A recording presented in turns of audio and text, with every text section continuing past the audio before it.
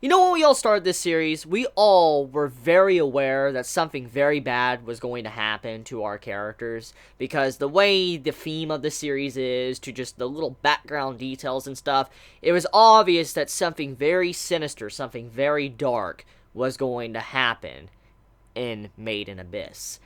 And this is the episode, or the part of the story, to where you truly get to see the absolute horror of the Abyss and what we can expect as we go further and further down into basically hell.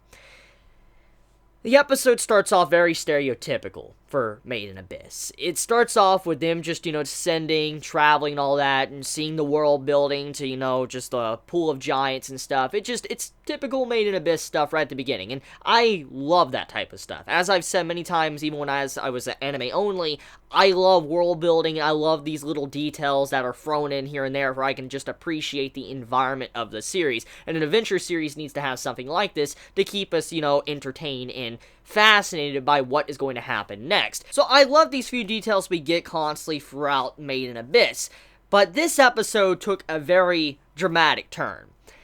As they're descending, something sneaks up on Reg and Rico. And in normal circumstances, when you're looking at this episode, looking at the previous episodes, you'll think, oh, last week's episode, Rico, she was in trouble, but she managed to get out of it just fine, so it's not going to be, that bad. Reg will probably save the day, he'll use his incinerator, he'll blast the monster away, everything will be fine.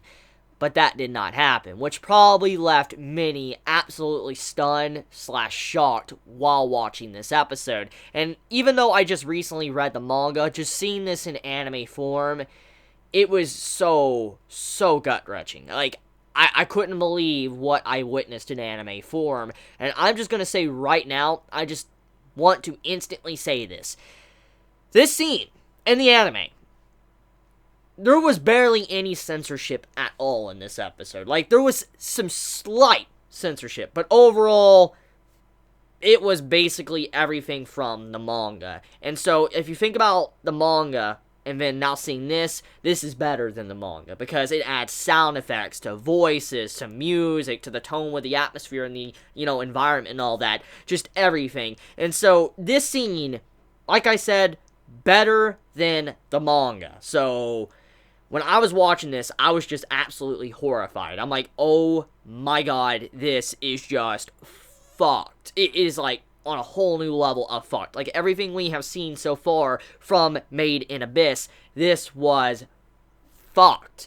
So, this right here, like, when I was watching this, I'm like, I know what to expect.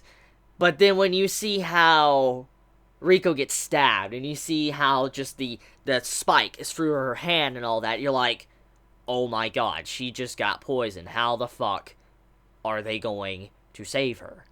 And from what has been said, what Rico is telling us with her knowledge is that people that get, this poison injected in them probably die. Like, they really can't. And she did say a Black Whistle probably survived and had to cut off his own arm, which shows just the desperation to stop the poison from spreading. So that's what Rico and Rag were trying to do when she got stabbed, which makes for a very gruesome scene, because just imagine this. You're bleeding from every part of your body, every single hole. You're hallucinating, you're having stomach aches and all that, and then on top of that, you got stabbed through the hand, and your hand is swelling up like a freaking, baseball, or actually not a baseball, like a basketball, basically. That's what it became.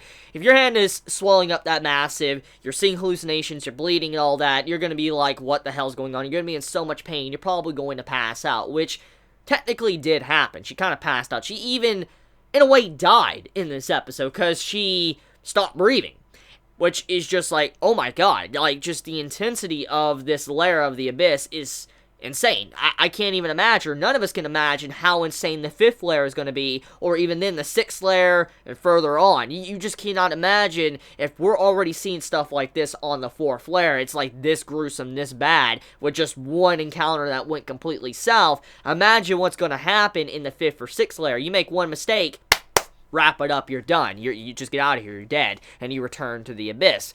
So that shows how scary this Big Pit is. It's not just a regular adventure, and it does show with this episode that a little bit of training and all that with Osen, on Lair 2, that was not enough. That was not enough to prep them for what they are going to encounter, which you see in this episode.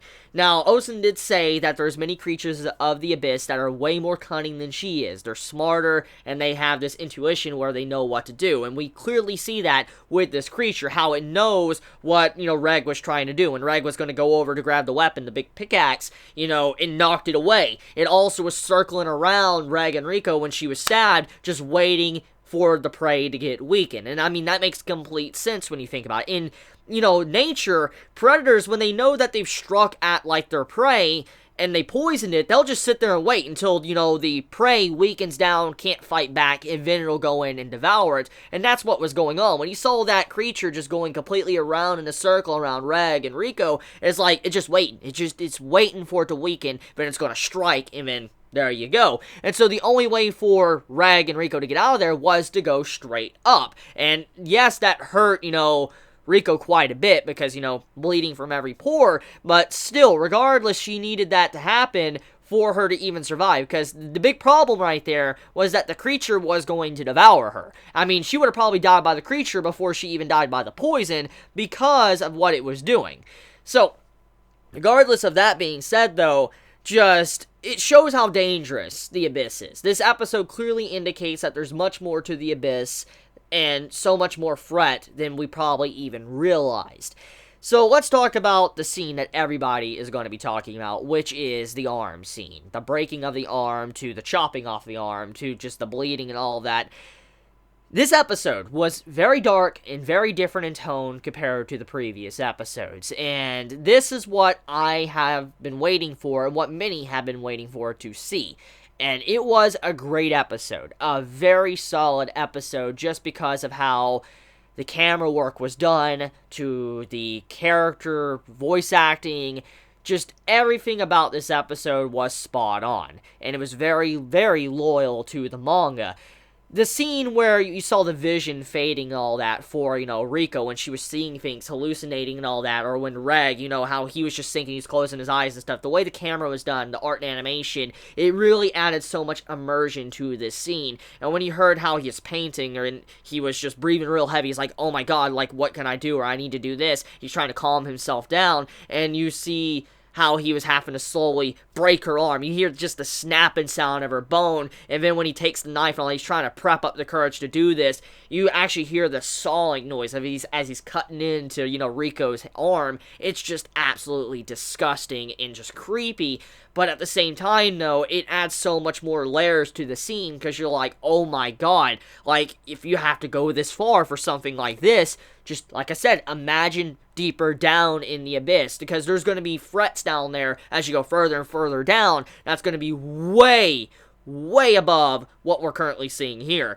So that is the scary part about this. And just imagine this, though. Imagine what type of sentence this would be for any adventurer that's trying to go down in the Abyss. Losing a limb is very, very fatal, because without a limb, you can't climb properly, you can't descend properly, you can't fight or hold things properly. So if she loses that arm completely, that's going to hinder her in so many other ways. And so she already has a problem in terms of physical strength, because she's not that strong. She has the brain, but she has problems with, physical stuff. So because of that, that would make it even worse if she lost her arm completely.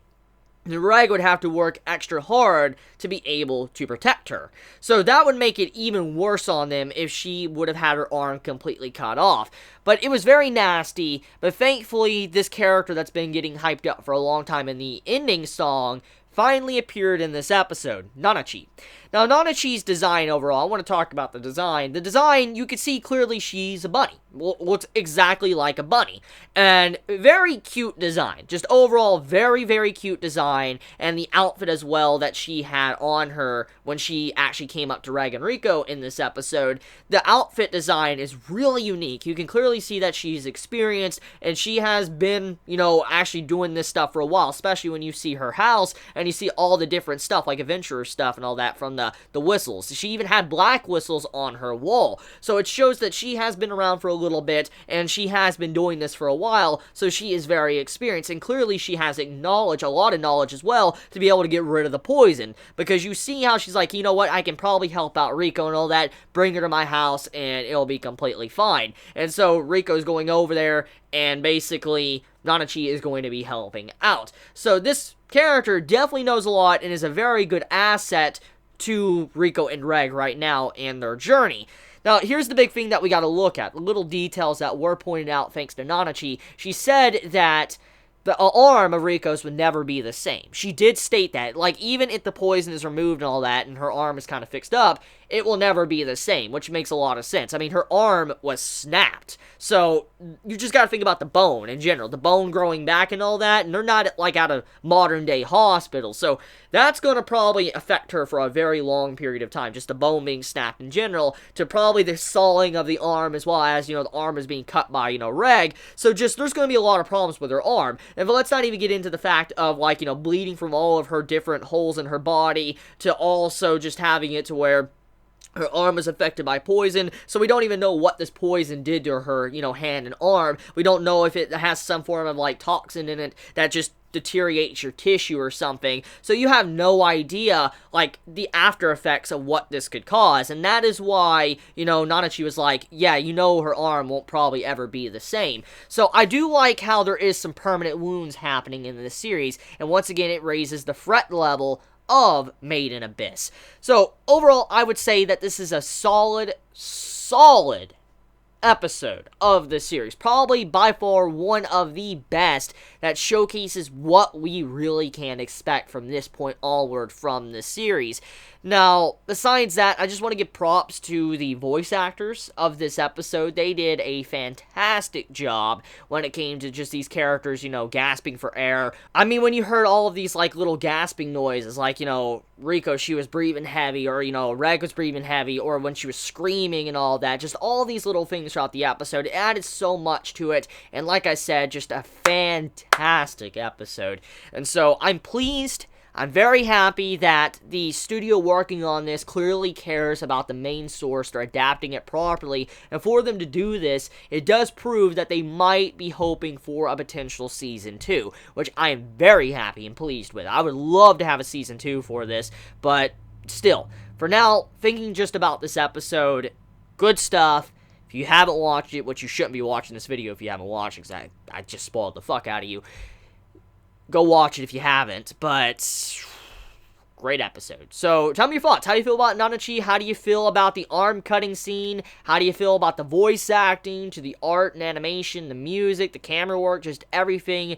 And how do you feel about how the Abyss, apparently, or whatever, wasn't affecting where the, you know, they were ascending at when they were carrying Riko to Nanachi's place? How do you feel about that scene? Let me know your thoughts in the comments below. I love you all so much. Please be safe. Chibi out.